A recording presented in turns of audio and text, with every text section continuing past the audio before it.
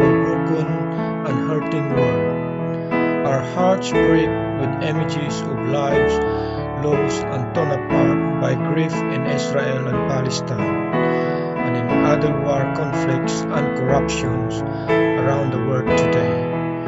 We pray for an end to violence and warfare, so that the difficult work of rebuilding may begin. Help us, O Lord, to affirm our common humanity, so that in our differences we may work together for justice and peace. In Jesus Christ, our Lord. Amen.